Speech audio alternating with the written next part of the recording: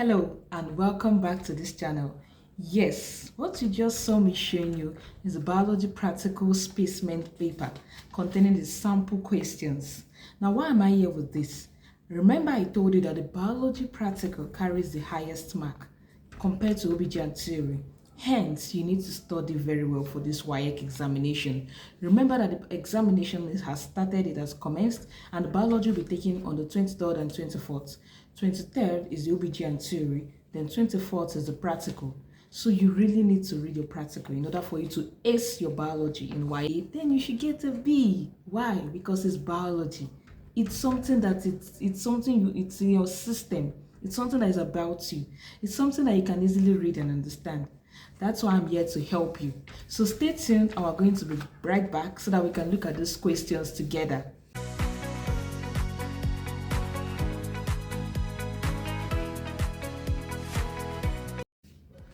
Alright, welcome back. And just like I said, let's dive right into biology practical specimen questions. Now, for example, you might be given, just like I have here, you might have specimen A is a toad, and then specimen B, of course. Once they give you a toad, they won't give you a crayfish or an insect or a grasshopper or a crab or a scorpion, any of those in the arthropods. Do you understand why? Now, when they give you a toad as specimen A, be sure to get something like a lizard. Do you understand? As specimen B or any other specimen there. Why are you also having a lizard there?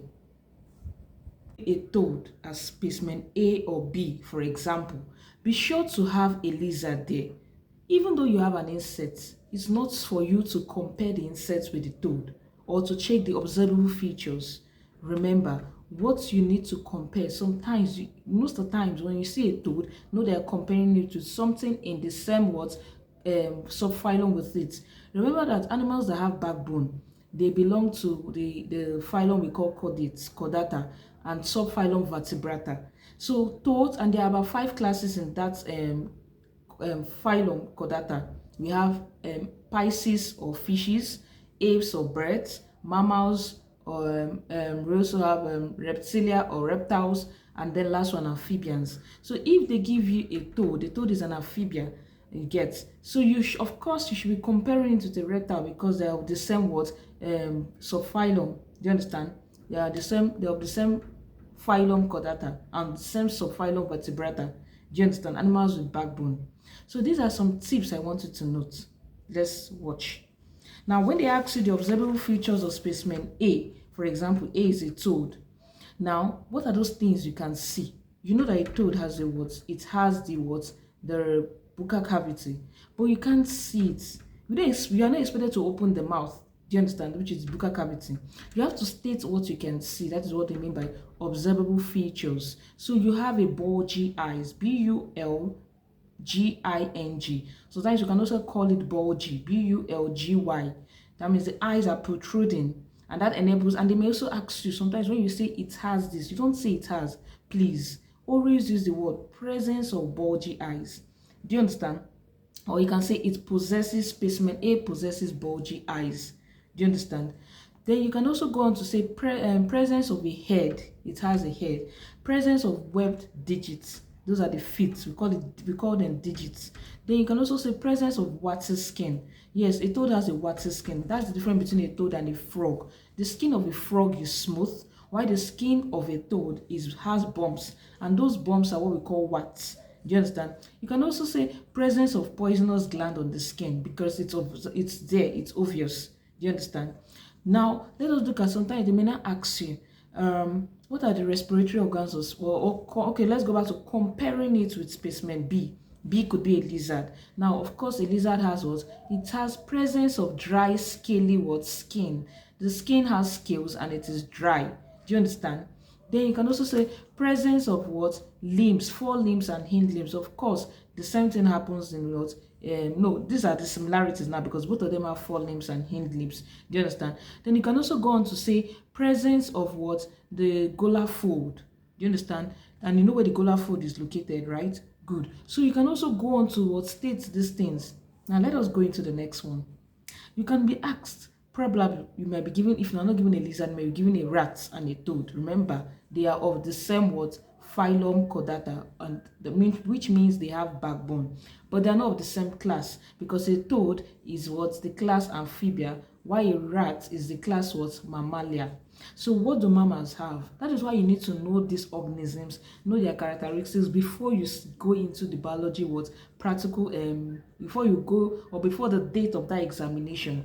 You need to know the characteristics of all organisms, especially that part of biology, the introductory part, where most of us took in our SS1, the part that has to do with taxonomy and binomial system of naming organisms, which we call binomial system of what nomenclature. So we'll be right back.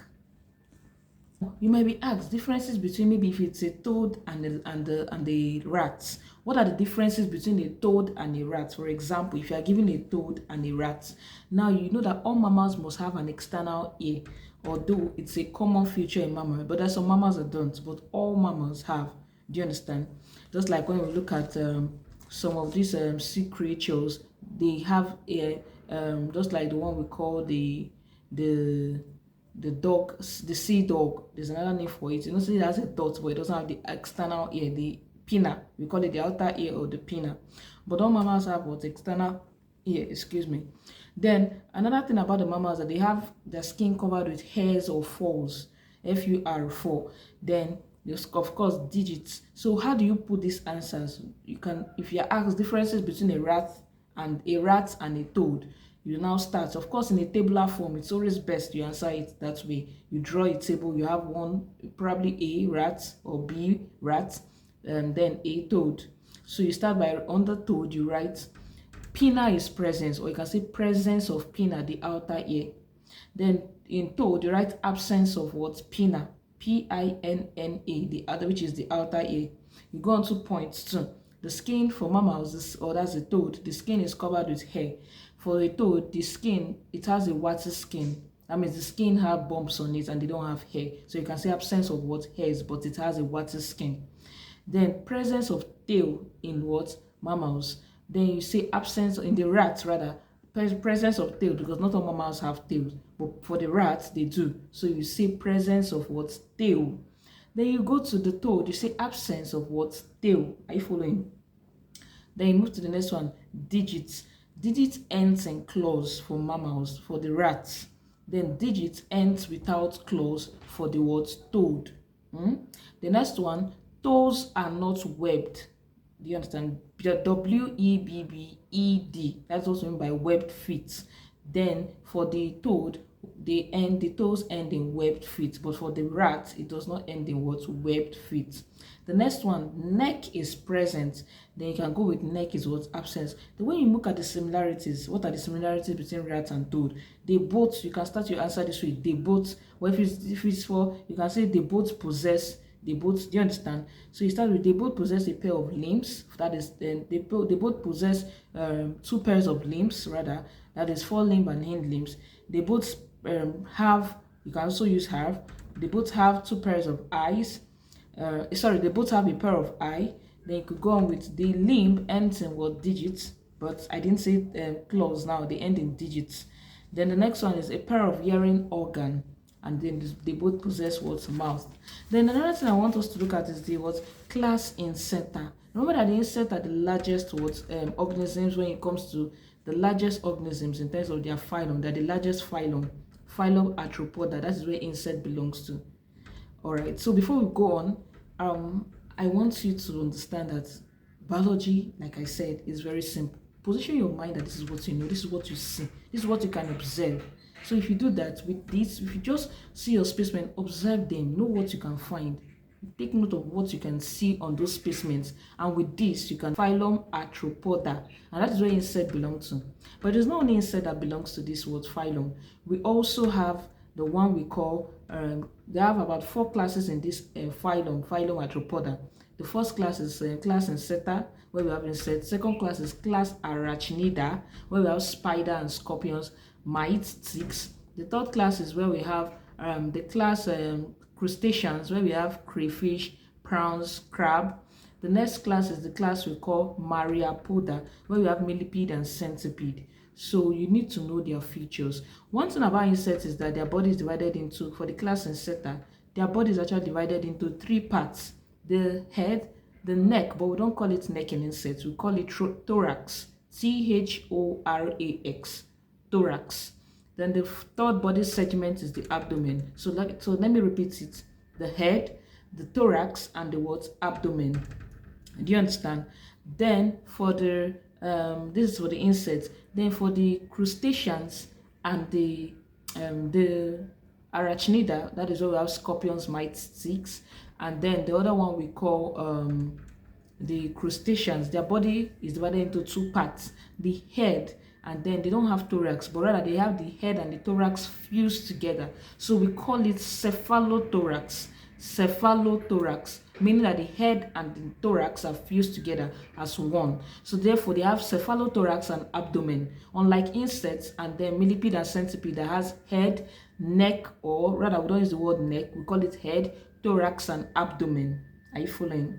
Then their legs, they have when you look at the class, the phylum Arthropoda, they have the ones that have 3 pairs of legs and the ones that has 4 pairs of legs. For example, the insects have 3 pairs of legs. Grasshopper, cockroach, these are insects. They have 3 pairs of legs. Housefly, do you understand? And that gives it, they have 6 legs. But if you want to use the word pairs, that means they are talking about 3 pairs of legs. But in total, it is 6 legs. Then the then the arachnida, where we have the scorpion, mite, ticks. And then the crustaceans, where we have the crayfish, the prawns. These ones have what? They tend to have 2 body segments, just like I said. But the arachnida, just the arachnida, has 4 pairs of legs. Therefore, in total, a spider has 8 legs. Are you following? All right. Then another thing you need to know about insects, class Insecta, is that they tend, some of them have complete metamorphosis. Some have what? Incomplete what? Metamorphosis. Do you understand? So just like you have in the cockroach, you have the larva, the egg, the larva, the pupa. Do you understand? And the what? Imago. In butterfly, you have the complete metamorphosis rather, but in cockroach you don't. So in this case, I want you to understand that their metamorphosis differ. Then you also need to know that insects have their thorax divided into 3: the prothorax, the mesothorax, and the metathorax. Now sometimes you might be asked, where do you see what's it called, the legs? Do you see legs on the prothorax, or do you see the wings on the prothorax? Remember, you see only what you see on the prothorax are the what? Are the legs. You can see a leg on the but on the mesothorax and metathorax, you can see both the wings and legs. Please don't forget this. All right, we're going to stop here because I wouldn't want to make this video lengthy, but I'm giving you tips. I've given you tips on how to answer questions like this. In my next video, stay tuned. I'm going to also drop tips on how to answer biology practical question in terms of drawing, in terms of labeling, in terms of giving title to your drawing, in terms of clarity of line, the kind of pencil you need to use to draw, and the kind of pencil you should avoid using when you want to draw. I'm also going to look at the kind of magnification and how to get your magnification correct. The kind of magnification and how to get your magnification correct after drawing. Remember, all diagrams comes with what? Magnification. Yes. So all right, thank you for today's episode, and I wish to see you in my next video. For questions, you can drop them in the comment section, and if you're a new comer to this channel, please do wait to subscribe for more videos. And if you're an existing viewer or existing subscriber, I said thank you for sticking to this station. I wish you would keep on watching, keep on getting value for your time and data, and stay tuned. Bye.